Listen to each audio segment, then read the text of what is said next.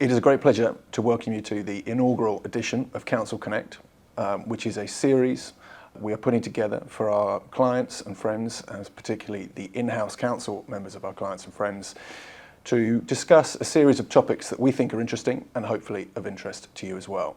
And to kick off our series, we thought we would look at the risk landscape for 2024, which is it is already fascinating and is likely to be an increasingly interesting and fascinating year. And who better to kick off the series than with Xenia Wickett, who I've known for many years, who is a geopolitical risk expert and coaching advisor, and has had a glittering and decorated career working in a variety of different places, from the White House to Harvard University to Chatham House, and also on the client side at Equinor.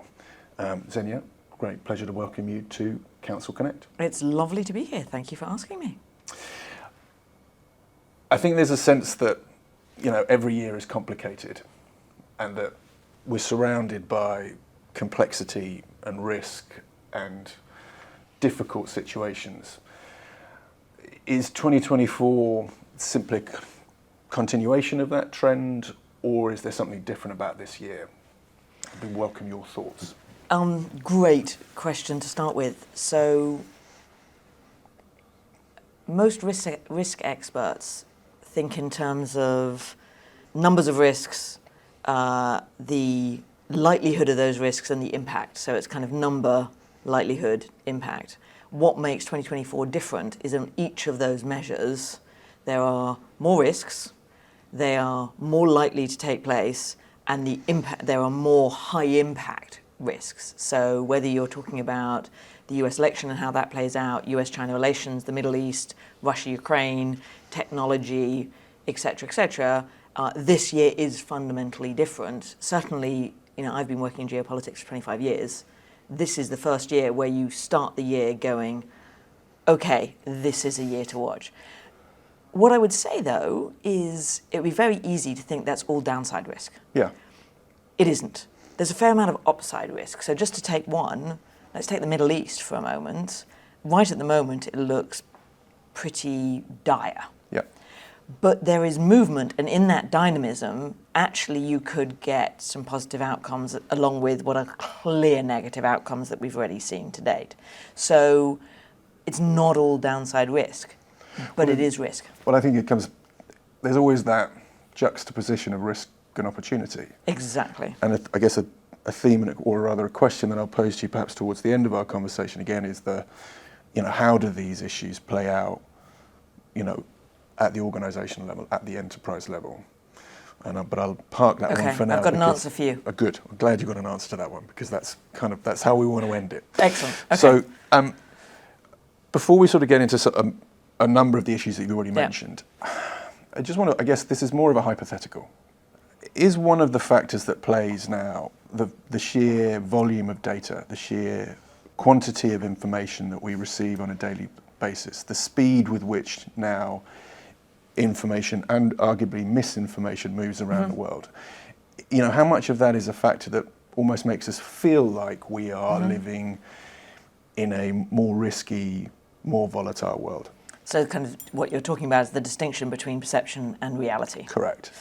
So let me give you kind of two-part answer. The first part is the speed, which I think is a really important point, which is we are moving faster today than we ever have. Perhaps more importantly than that, we are moving slower today than we ever will. Just think about that. I mean, that's a really profound thought. We are moving slower today than we ever will. So, if you're sitting in corporates, you have to accept the fact that this is only going to get harder to manage. This is only going to get faster. So that's kind of point one. That's a really important point.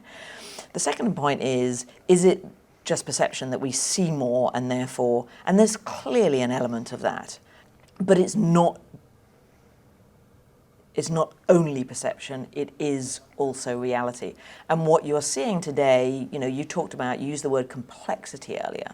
The complexity has risen. So if you combine misinformation, disinformation, fake news with the fact that approximately half of the globe is going to vote this year, Yep. those two things combined make for a very complex situation. And we don't yet have the systems in place to effectively moderate the consequences of disinformation with an awful lot of elections.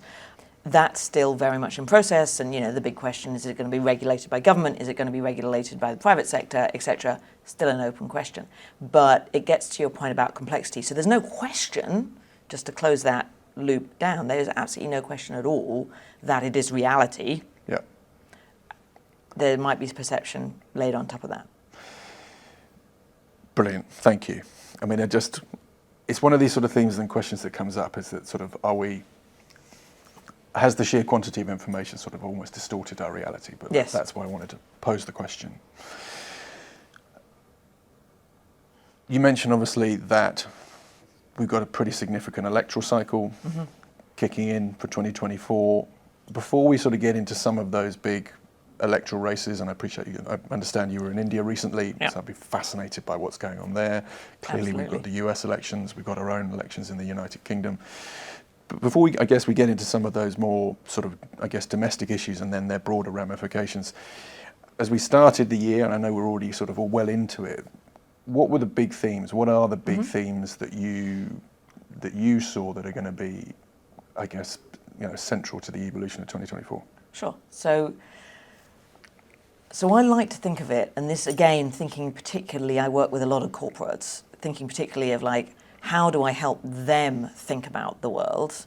So I think of it less in terms of lots of issues and more of actually how do we create a framework in which you can think about them. And so the framework that I use is a house, a Yep. building. And you have the foundations on which, the fundamental architecture of the building that affects whether it's a swimming pool or it's a home or it's an office. Yep. You have the systems, the plumbing, the electricity, and then you have the rooms. Yeah. And so on the foundational side, the things that I'm watching, and these are things that fundamentally affect the character of how the world is going to play out this year. And I'm not going to go into details, but it's things like the energy transition and climate change, technology, both upside, downside, economics, changing societal attitudes. Yep. All of these are kind of fundamental, and demographics, five fundamental foundational things that are affecting the underlying character of the building. And there are a couple of those which I'm definitely going to come back to, particularly that one on societal changes. Okay. Because I think as we go through this conversation, there are, and as we apply it, I guess, to the day-to-day realities of living and working and running organisations, that those societal shifts for me are fascinating. Sorry, I interrupted. No, not at all. And they're fascinating, but they're also the ones that, in my experience, corporates are all over the E of ESG. Yeah. They're not knowing how to handle the S. And you're seeing this again and again, particularly in the United States, Disney, etc. We've got lots of examples of where corporates just are mishandling the S. So I think it's a great place to dig in. So that's the foundation. And then you've got what I'm calling the systems, the plumbing, the electricity, and that's US elections, that's US-China relations, that's what's going on in the Middle East, and that's Russia-Ukraine. Those are the big things that something happening in one of those spaces will affect the globe, but they're not foundational. And then you've got, what I call the rooms that are much more localized, and that's the approximately half of the global population going to vote. So you've got, voting system, you've got civil strife around the world, lots of it in Africa, Latin America, and that affects a localized space. You've got what's going on in North Korea. That's kind of interesting. And then you have severe weather events. And those to me they're relatively small, they're localized. Now, if lots of those happen at the same time, that then has broader consequence. And one of the big questions for me this year, and then I'll stop, is the global governing system up for the complexity that we're living in this year? But that raises, for me, sort of one of the key issues is we're absent a global guardian.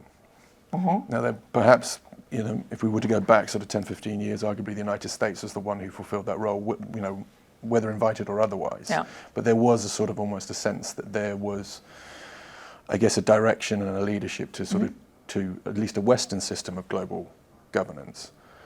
Has that, I guess, the change and shift in and certainly in the US's foreign policy and its ability sort of in international affairs, and also that move back across to, or that, I guess, greater focus, for want of a better phrase, on domestic politics and domestic issues, partly for regime survival for some of the countries that you've mentioned, partly because in the wake of COVID and sort of the more immediate economic consequences of that, you know, are we likely to see the emergence of a global governance system? Are we likely to see a resetting of the sort of the rules-based system? Or should we anticipate, you know, the continuation of more domestic, nationalist and protectionist tendencies that, as you say, on an individual level, probably one can understand and begin to sort of to manage, but if combined, produces quite a powerful, more regional and then global effect. So let me. There's loads in there. So there's loads. So I'm going to make 3 points. So I'm going to restrict myself to 3 points. Okay. Point number 1 is, I would say for 25 years the global governance system has been changing, and we're moving away from kind of strict Bretton Woods structures to. People find this expression distasteful sometimes, but effectively coalitions of the willing. So people are coming together with interests, will, and capabilities to take action. And you saw that in Afghanistan, you saw that in Iraq, you've seen the G20 was the creation of that. So it's a more uncertain superstructure because it's more flexible, but it's also a stronger superstructure for that. So point number 1 is, yes, the global governing systems are changing, which leads to uncertainty and a sense of insecurity, but it also potentially leads to a stronger system in the long run. Point 2 is that we have seen over many decades now a trend towards globalization, and there's some people who say that actually we're seeing deglobalization. No, we are seeing regionalization very, very clearly. You look at trade flows, and this leads to my 3rd point. What you're seeing in trade flows is you're seeing like-minded countries choose to trade with one another, and you're beginning to see fractures between those groups. So you've got kind of the China, Russia, Iran faction, and you've got the Western faction. And reshoring and friendshoring and corporates moving towards, you know, who historically have always focused on efficiency, i.e. cost, they're now doing efficiency and resilience. And so you are seeing that, and that has consequences for the world, and it has clearly has consequences for changing trade flows and distribution flows within the corporate sector that companies need to be aware of and need to be acting on. And that leads to my 3rd point, and then I will stop, which is you are seeing, I know it's complex, but that's what makes it fun. Exactly. One of the big system changes to watch this year is the US-China relationship. And how that's playing out this year, so looking at 2024, different if you look ahead, is it's going to be rhetorically volatile. It's an election year in the United States. That's the one thing that both Democrats and Republicans can agree upon, which is China is a threat. So it's going to be rhetorically volatile, but in action it won't be. I don't think we're going to see much kind of real action that makes the US-China relationship worse. How it's going to play out is in proxies. So you've already got a China, Russia, Iran axis forming, and it's playing out in the global south, which is a useless phrase in some respects because, of course, the global south is hugely diverse.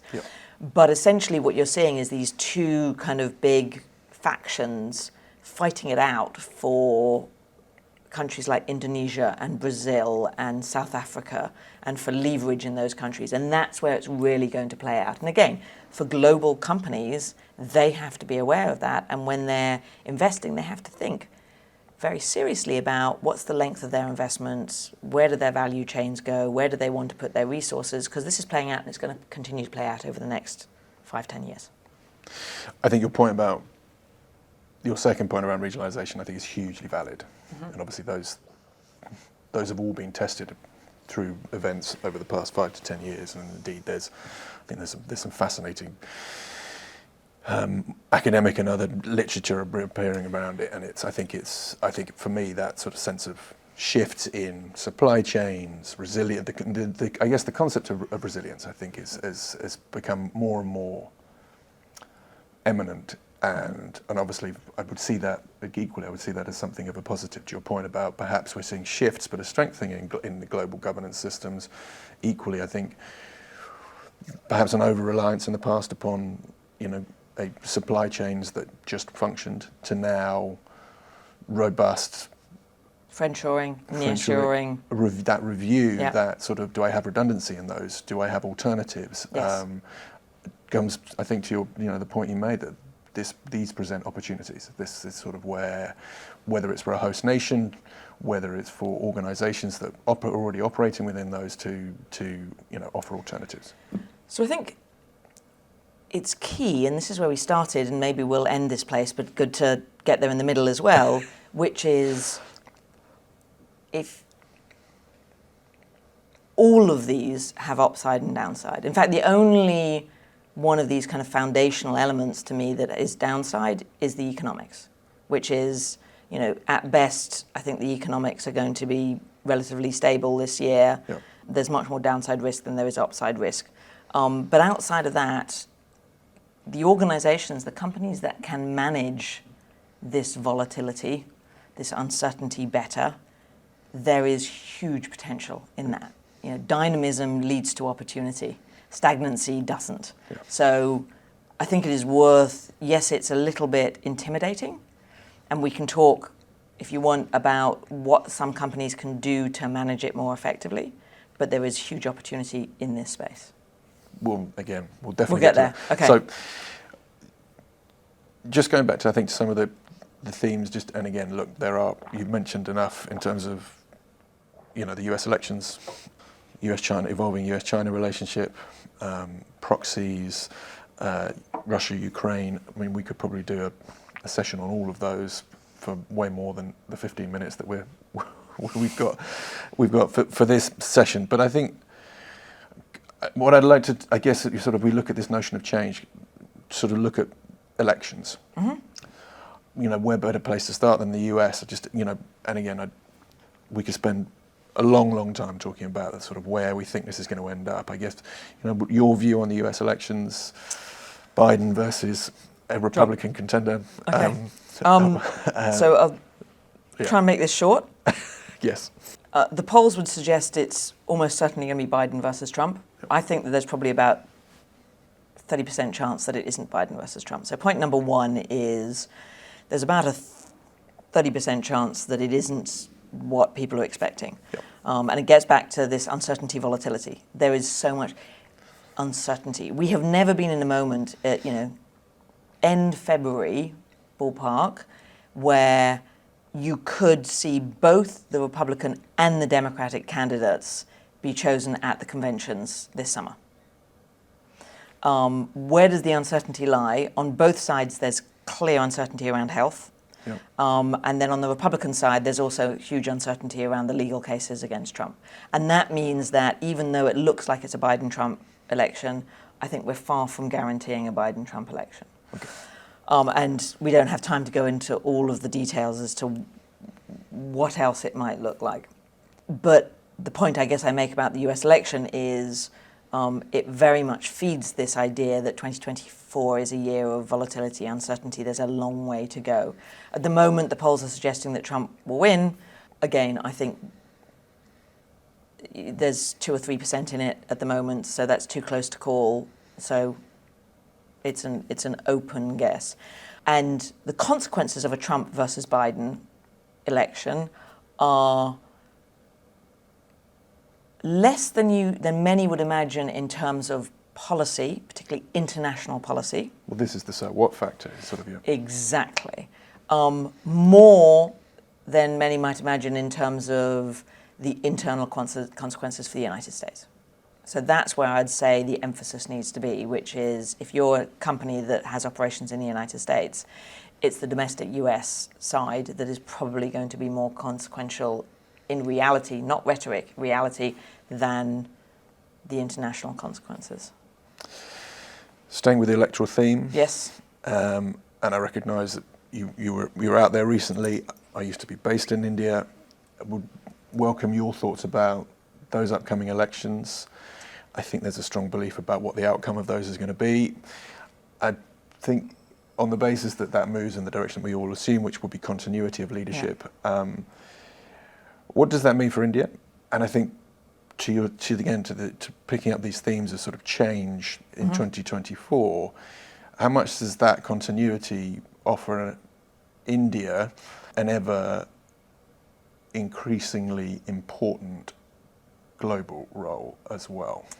So, great question.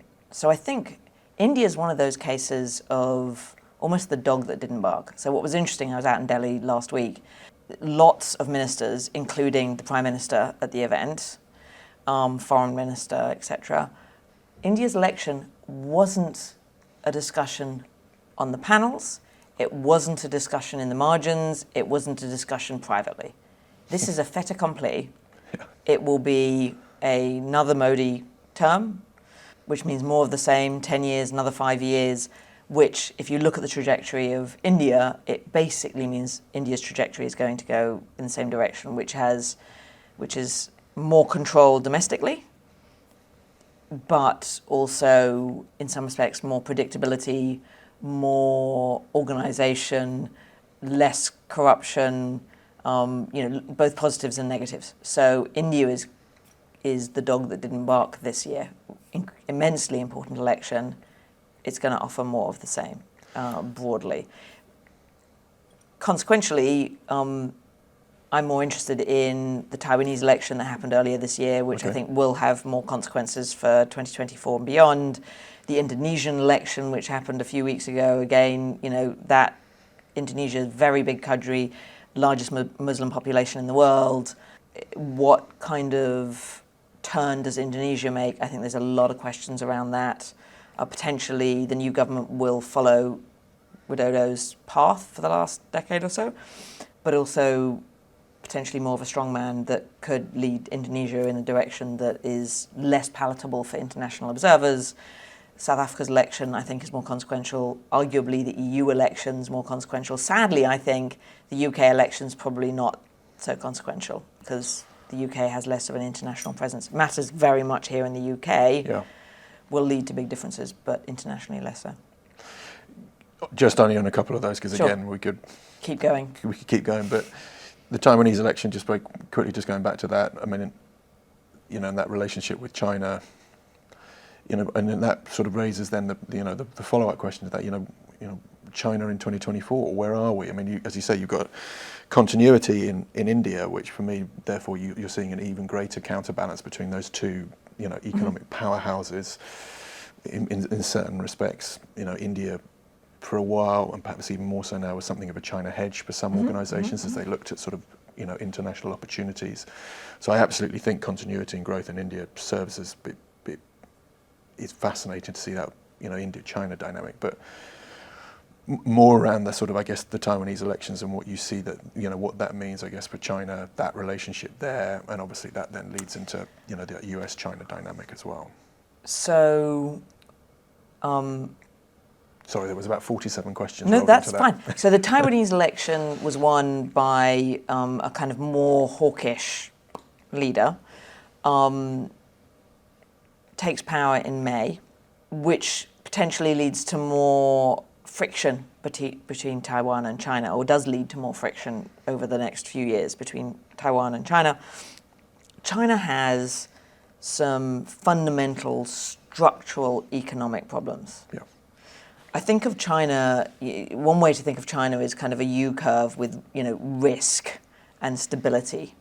It's, as long as it's staying in the middle kind of safe space, it's actually quite stable, authoritarian. When it starts to wobble one side or the other side, if it gets weak, it suddenly becomes a threat, because what China is likely to do if it gets weak, as most countries would, is they have to find an external enemy that coalesces the community.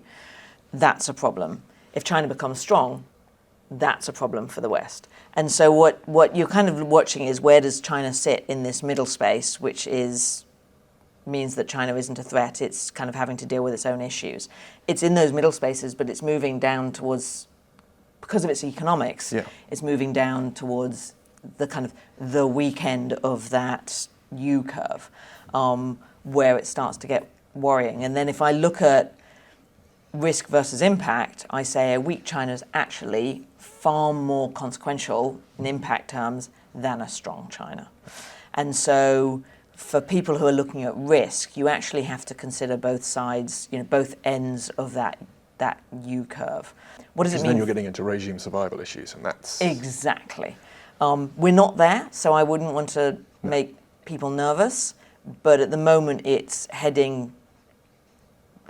It's a negative trend rather than a positive trend in China at the moment. And then you've got the US election on top of that, and you have China... what the US would consider to be China meddling, building a stronger alliance with Russia, meddling a little bit with Iran or working with Iran. At the moment, China doesn't need more threats, doesn't need more challenges. And so thus far, to the extent that the US intelligence services know, they've stayed on the right side of what would be a red line. Yeah. Long may that continue. I think it will continue because, again, China wants to deal with its own problems, doesn't want more threats. So the signs are this isn't going to get worse over the next year or two. China's economy will stabilize. Hopefully it stabilizes in such a way that they can actually start dealing with some of these structural problems. And I would say for the last 30-odd years, China's been really good at dealing with some of the kind of structural underlying challenges that it has. So there's every reason to continue to believe it will continue to do that. But for people looking at risk, you need to look at both ends of that spectrum. We'll move on to, I guess, to the sort of the other parts of the house that you have described, and then also, I guess, the part of the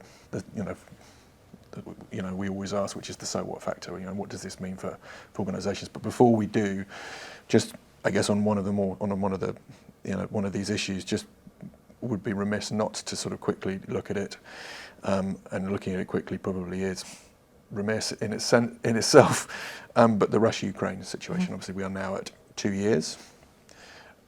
Just your thoughts on where that might go in 2024, and again, the consequences of that. So I will again, remiss to deal with it quickly, but I think it can be, which is to say more of the same, assuming Ukraine gets additional resources from the United States and the EU. I believe Ukraine will get additional resources, both on the military resources, but financial resources as well. This year, it's going to be painful. It's come later than they'd like. But as long as they get those, the other problem that Ukraine has is manpower, and that's a real problem that the West can't solve. But assuming those things happen, then we would be foolish to underestimate the Ukrainians. They are fighting for something they believe. The Russians are not fighting for the same thing. And so I think we're going to muddle through this year. What then becomes interesting is what happens in 2025. And I think this is then, allows us and I think we've danced across a lot of those topics. Yeah, and as I say, we could spend a long time talking about each one of them. And perhaps that's something for future iterations of Counsel Connect. I think if we continue with the analogy of a house, and if an organisation, I guess, is a structure, the houses aren't the same, or at least the inhabitants of it aren't the same. So before I guess we get into sort of how do companies manage all of these different issues that are potentially affecting them, that issue of societal change is one I just want to, because I think it segues in nicely, I think, to that final part of it, which is to sort of look how do organisations manage all of these issues. I think a lot of organisations are struggling with the notion of societal change, and it can be interpreted in lots of different ways. I guess on the more immediate level, it's how are companies reacting to the post-pandemic universe? How are companies reacting to what was a dislocation of their workforce? How are companies reacting to a set of stakeholders that now have different views, different demands, and different perspectives? I think you can talk about it on a lot of different levels. I think if we look at it from within an organisation, how are you seeing organisations manage return to work in its most, that's, I guess, is the most immediate sort of version of that societal change. Those sort of challenges. How do you continue to balance changing, I guess, stakeholder, particularly internal stakeholder demands, with that overriding for most organisations, certainly for-profit organisations, that requirement for revenue, shareholder returns. So let me actually make 2 points. One, kind of responding to your framing, which is, why do I use the framework of a house? Yeah. I use the framework as a house because if you're a company or an organisation that is trying to manage 2024, you cannot chase every fire. You cannot chase every geopolitical dynamic. Yeah. So you've got to choose what matters to you. And so where the framework helps is it allows organizations to say, here are the 5 things in this category, here are the 5 things in this category, and here are the 4 or 5 things in this category. And so let me go through the list here, and that's going to affect everybody, but let me see how it affects my company in the geographies in which I work, and then do this, and then do this. So I think I use it as a tool to allow people to think holistically, but actually break it down into a manageable problem. And that leads to the kind of second point in this framework, which is there isn't a generic answer. Your footprint really matters. Yeah. So if you sit in the United States, some of those foundational elements are going to be more or less important. If you sit in Nairobi, others are going to be more or less important. And you may find that actually some of the local issues are more important to you than the foundational ones. So again, you can't have a generic response. As a company, as an organization, you have to actually drill down based on your company. So let me kind of just say that. In terms of specifically, what I call the S of ESG, the kind of social, societal, attitudinal changes, this is where I think companies are really struggling, from COVID to new ways of working to Me Too movement, et cetera, et cetera.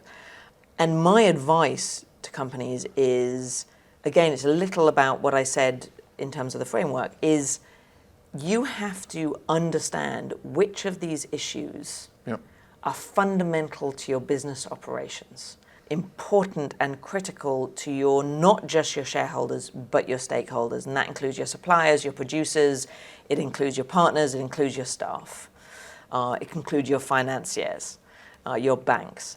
And you need to have a position on those issues that are fundamental to the business.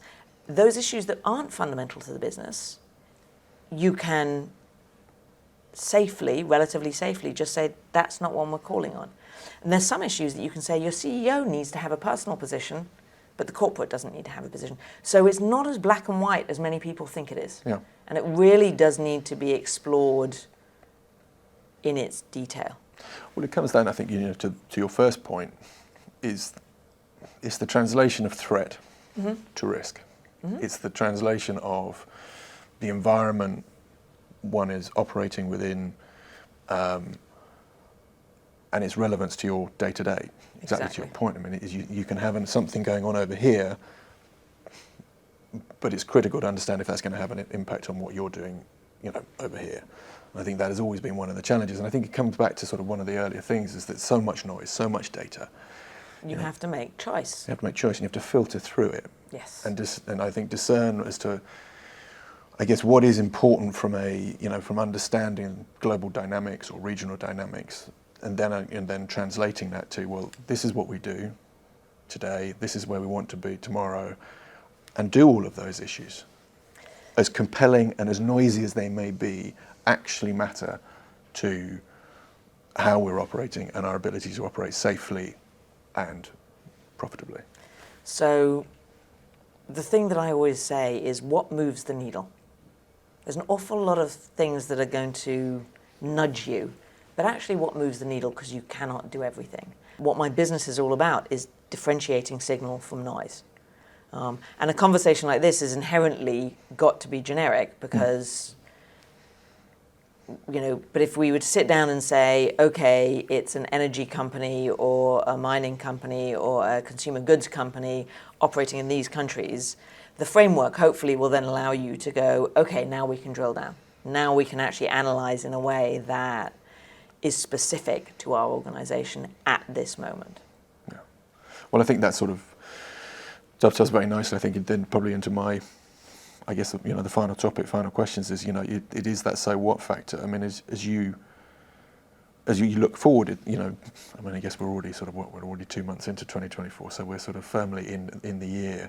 But as we look forward, in the context of, as you say, all of the issues that we've briefly touched upon, what is it that's going to, what do companies need to be thinking about? And I think we probably touched upon that sense of, taking noise and filtering through it and finding what's relevant. But would love your sort of concluding thoughts, I guess, on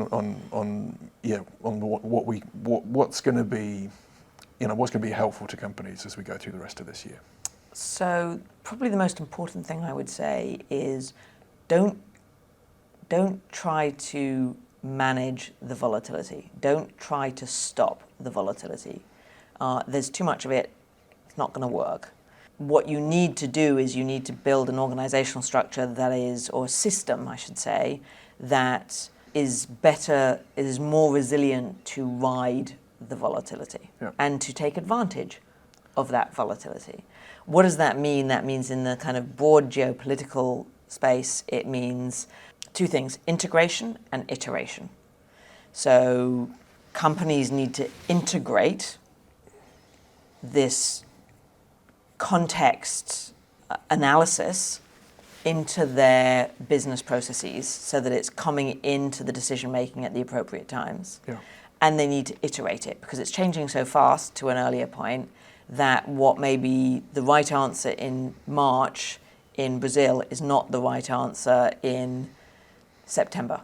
And so it's integrate, it's iterate. Companies need to, global companies need to ensure that their principles, their values are really understood within the company, because they're going to actually have to let the nodes of the company operating in different countries respond on their own. Again, speed is of the essence. Yep. You cannot send things back up to headquarters and then expect to have a locally appropriate answer down in the time that you need to. And so we're kind of reverting to an old system, pre-telephone, where we actually empowered country managers in different countries. And we actually need to go back to empowering, which means that they have to understand the principles and values under which decisions are being made. So there are things like that. You don't have to, and then I guess the final point is, I get asked by corporates, do we need to set up a geopolitical advisory business within the company? We're a global company. Do we need that, have that capacity internally? The answer is no, you don't. Actually, in today's world, there are so many consultants out there who have extraordinary knowledge and, frankly, an awful lot better knowledge than your in-house person's going to have. What you need to do is make sure you have some systems in place where you're bringing in external voices, where you're bringing in diversity of thought, so you don't just have, for important discussions, the internal voices saying, here are our business assumptions and we're creating a strategy based on that. You have externals coming in and red teaming it and saying, well, have you thought of? Yeah. That diversity of thought. Well, and I think certainly as an organisation, HKA, that is the foundation of our, of our work, certainly in the advisory space and in the risk mitigation space, is that sense of being an ally, an informed ally to share questions and problems with, and to find a solution with. A trusted friend. Trusted friend, indeed. And look, and one that faces the same challenges. We are, we're a group that has operations across the world, and so part of it is that we live it ourselves. And I think there's a shared challenge, shared an empathy, but also that expertise to help address specific questions. Xenia, look, we could carry on for hours, and perhaps this is this is the inaugural edition of Counsel Connect. So one, thank you very much for coming. Two, I think there's probably 74 different topics in there that we could come back for different chapters. A pleasure. Thank you very much for your time. Always very good to see you, and look forward to continuing the discussion. Real pleasure. Thank you. Thank you.